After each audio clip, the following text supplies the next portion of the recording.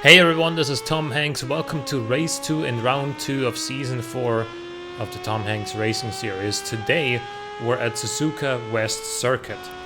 Now, I know originally I announced for this race to take place at Road Atlanta, but the problem with Road Atlanta is it doesn't allow for flying starts. If you select rolling start, then it'll just spawn your car underneath the map and you will just fall to your death. Meaning, if you want to do flying laps, you have to do it with a standing start, complete that standing lap, and then do a flying lap afterwards. Now, if you mess up on that flying lap, you then have to reset, and so you have to do the standing lap over again until you get to the flying lap again. And God forbid you make another mistake. So this is why we're at Suzuka rather than at Road Atlanta. As of right now, we have 11 competitors left, but 3 of them will be eliminated after this race.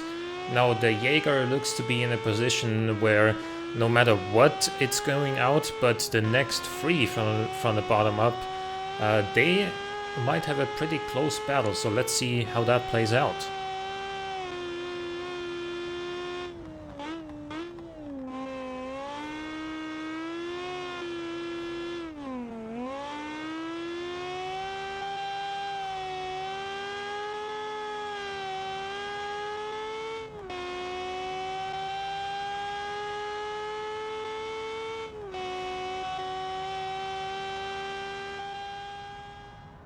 Now, the Jager, among the 11 cars that are left, this has come last out of all of these in every race so far.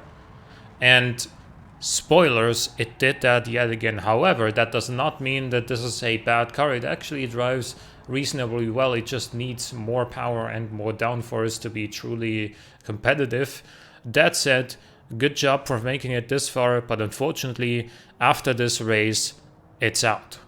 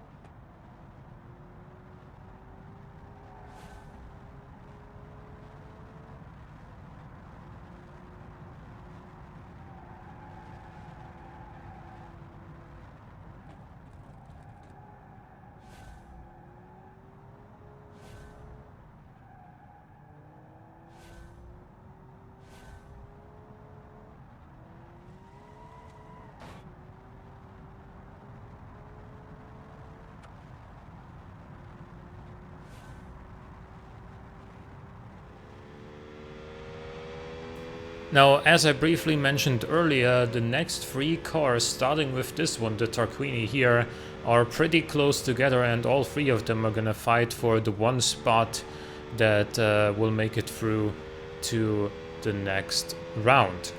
The Tarquini here, as well as the Transom Menace coming up next, are both on 24 points, and then the Ganner after that is at 28 points. So in theory, depending on where they place, each one of these 3 has a chance of making it through. If 2 of them tie, then we will have a tiebreaker at Suzuka East, so the other half of this track, to decide which one of them will go through. So with that said, let's see how the Tarquini does.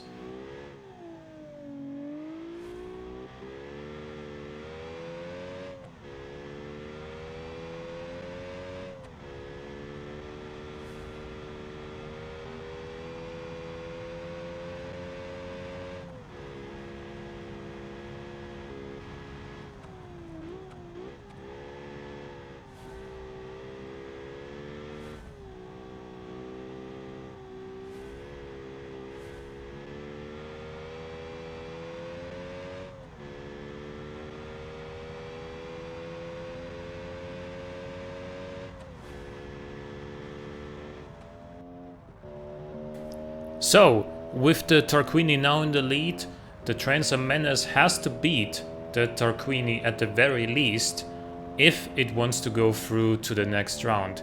That said, if the gunner is then faster yet again, the transom is out either way. So the transom now needs to beat the Tarquini and then beat the gunner by 2 places in order to tie, or by 3 places to go in the lead overall and not go through the tiebreaker. Let's see what happens.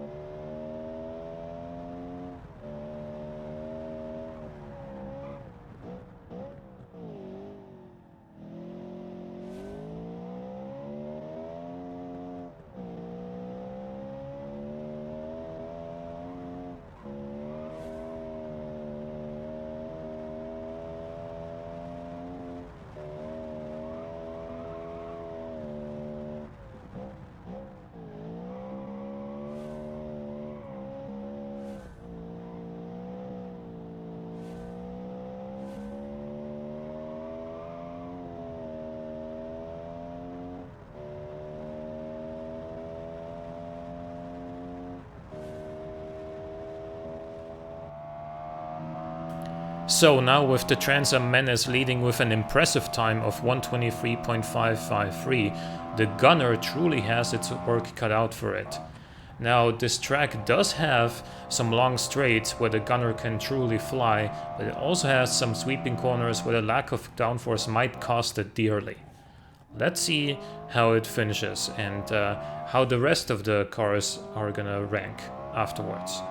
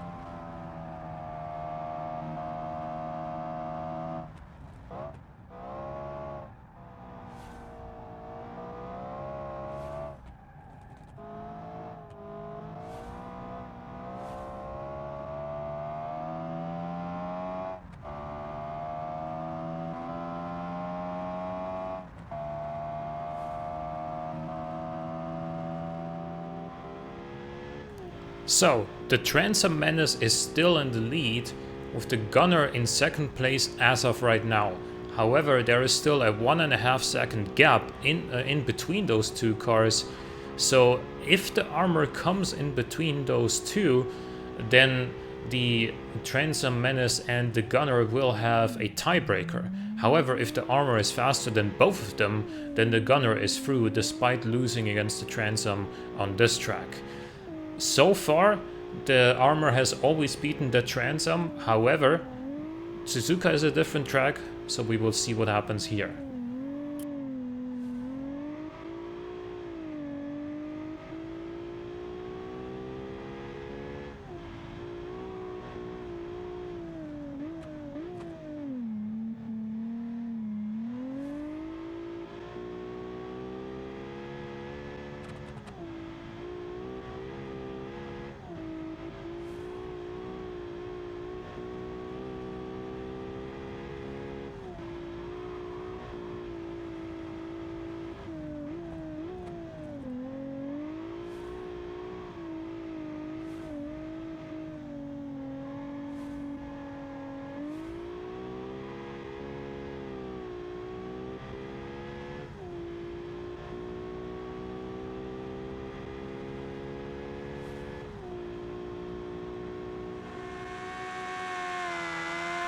Alright, now onto the T.H.A.R.C.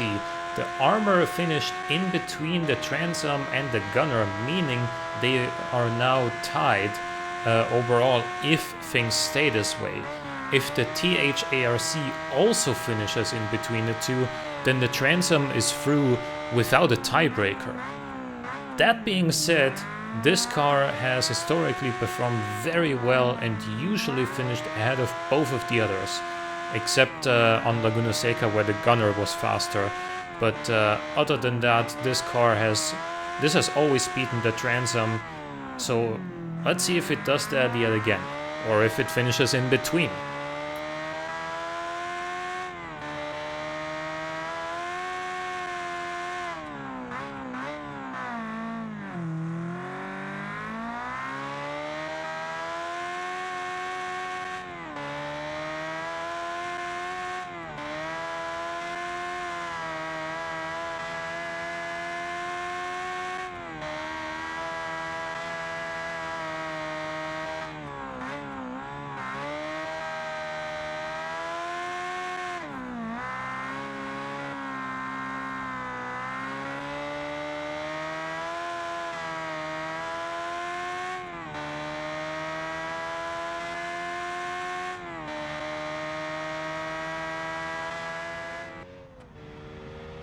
Alright, so the Transom Menace has had an impressive run, but with the T.H.A.R.C now in the lead, this means it'll go into a tiebreaker with the Gunner, and we're on to the top 5, starting with the Scarab. The high horsepower and high downforce setup of this car has made it a top performer throughout, but it does have somewhat difficult handling in the lower speed corners, or at least it's not quite as convincing as some of the faster cars on the overall standings. But that being said, this track might suit it fairly well.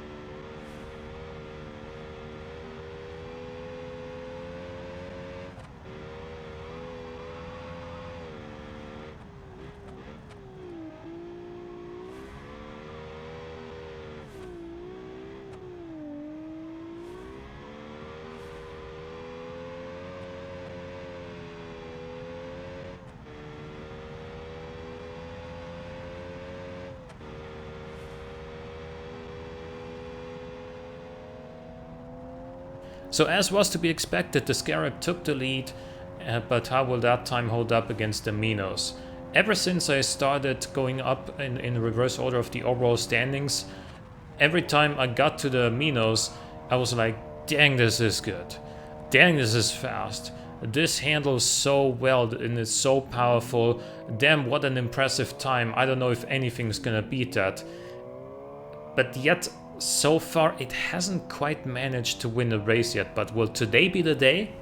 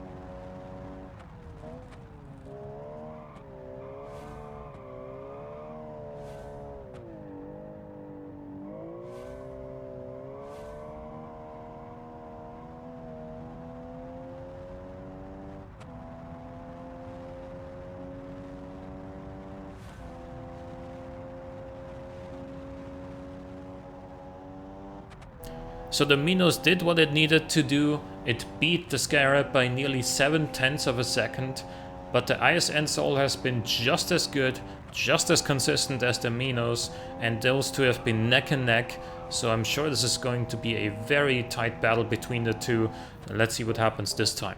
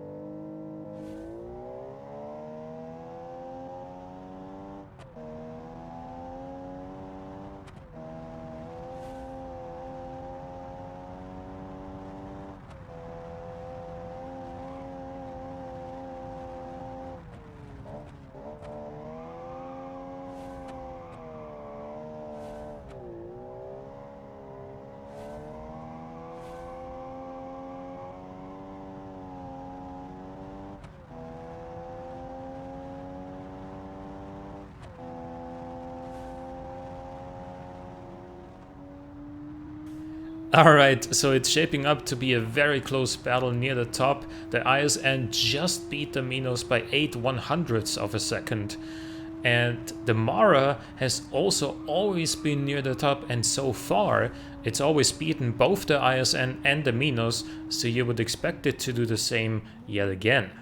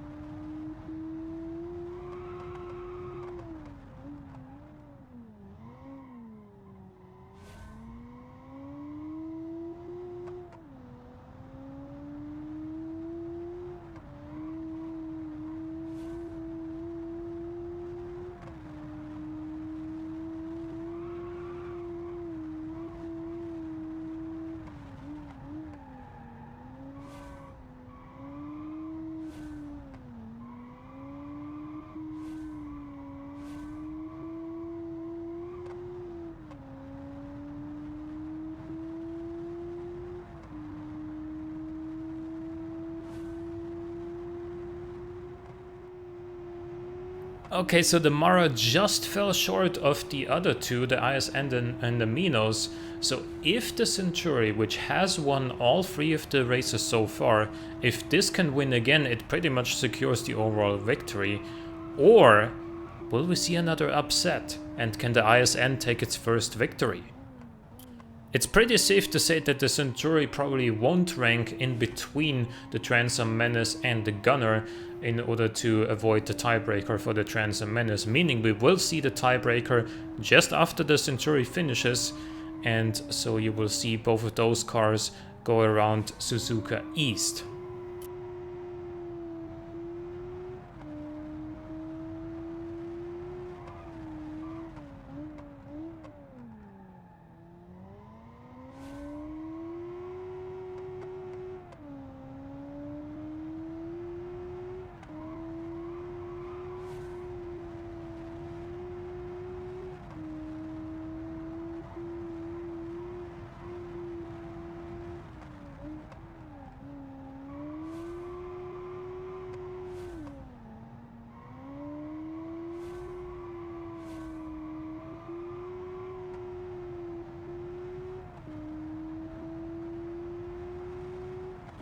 Congratulations to Teacup for winning yet another race, and this pretty much seals the deal for the overall season victory, barring catastrophe in the last two races. And with that, let's get on to the tiebreaker. Suzuka East, you see the Transom on the left, you see the Gunner on the right, and let's get to it.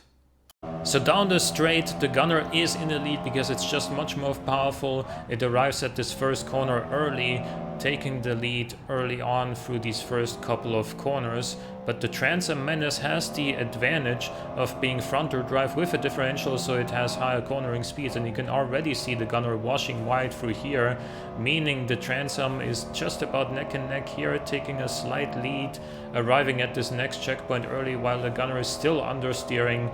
The Transom is already halfway through the next corner. This is not looking good for the Gunner.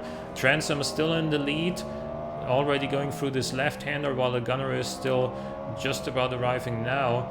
And then onto this final bit with the multi-apex right-hander. The Transom is in the lead, but now we get to the straight. Can the Gunner make up the lost ground? Can it beat the Transom with the extra power that it has? No, it's not quite enough. The Transom goes through. Congratulations to Harmless.